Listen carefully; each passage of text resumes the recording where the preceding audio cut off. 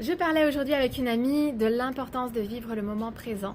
C'est vraiment un thème capital pour suivre l'appel de son âme, le moment présent. C'est quelque chose que j'apprends à faire, que j'intègre au fur et à mesure du temps, donc en étant nomade surtout. Depuis 2 ans, je suis nomade en sac à dos et j'apprends vraiment à vivre le moment présent puisque je suis ma guidance au fur et à mesure dans le présent. Je reçois des messages et en fait ces messages me guident peu à peu sur mon chemin. Et donc en général je n'ai peu ou pas de visibilité sur ce qui va se passer dans l'avenir. Et donc ça demande de se connecter réellement au présent et puis de faire confiance à la vie et de lâcher prise, de suivre le courant, le flot de la vie. Et donc aujourd'hui je parlais avec une amie donc de l'importance de vivre le présent et de se positionner dans le présent par rapport à ce qui est ici et maintenant, par rapport à ce qu'on ressent ici et maintenant, se positionner par rapport à ça. Donc on va faire des choix, on va prendre des décisions par rapport à ce qui est dans le présent. Et ça, je trouve que c'est vraiment important parce qu'en fait, on a l'habitude peut-être d'être beaucoup dans le passé, d'avoir des attachements au passé, parce qu'on a vécu certains moments et le mental retourne dans le passé. Il y a cette forme de nostalgie, mais ces moments, même si on a vécu de très bons moments dans le passé, en fait, ces moments sont révolus. Et donc, c'est voir ce qui est aujourd'hui dans le présent. Est-ce que je suis en accord avec ce qui est là? Est-ce que cette activité me convient toujours? Est-ce que ce partenaire me convient toujours? Est-ce que le lieu où je vis me convient? Voilà, évaluer un petit peu ce qui est dans notre vie aujourd'hui et voir si ça nous convient toujours. Si oui, parfait. Sinon, peut-être qu'il faut faire des changements.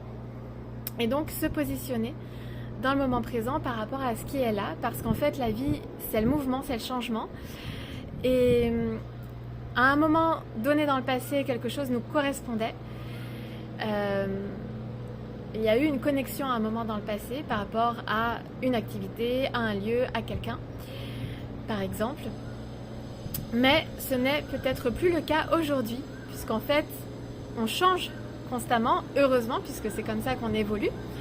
Et donc c'est voir si aujourd'hui, est-ce que ça me convient? Est-ce que je reste dans cette situation-là? Est-ce que je la fais évoluer? Est-ce que je change? Parce que j'ai peut-être besoin de changer pour être alignée en fait avec ce que je ressens à l'intérieur, avec ma vérité. Et ça c'est vraiment important. Je pense donc de toujours voir par rapport à nos ressentis si ce que l'on vit dans le présent c'est ce que l'on souhaite réellement vivre, et si ce n'est pas le cas, faire les changements nécessaires pour que ça évolue ou pour que ça change. Voilà, c'est ce que je voulais faire passer dans cette vidéo.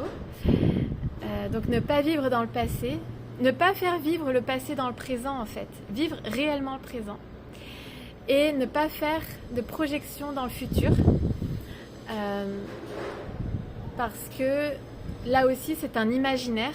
Bien sûr on peut avoir des objectifs, les objectifs vont nous donner une ligne directrice et des objectifs à atteindre, même si le plus important en fait c'est le chemin, c'est pas forcément l'objectif. Mais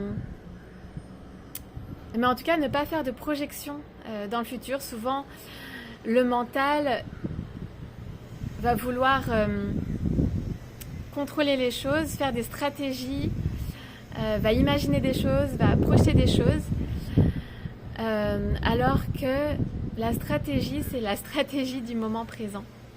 Se connecter à notre cœur, à la vie, au présent, et faire les ajustements nécessaires dans le présent pour que notre vie nous convienne et pour aller vers notre destinée. Bien sûr aussi on a besoin parfois de planifier certaines choses, on peut bien sûr planifier des choses dans le futur, mais sans pour autant faire de projection, et être toujours ouvert à